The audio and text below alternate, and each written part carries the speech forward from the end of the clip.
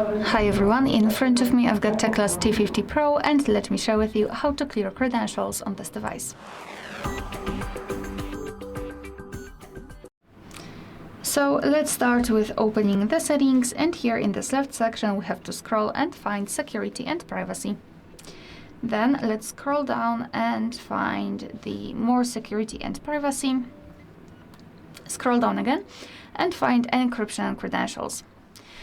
So here, almost at the very bottom of the list, we've got the option we're looking for, so let's tap on Clear Credentials and tap on OK to confirm. Not only we've got this information, but also this option is inactive, which means that we just successfully removed all saved certificates.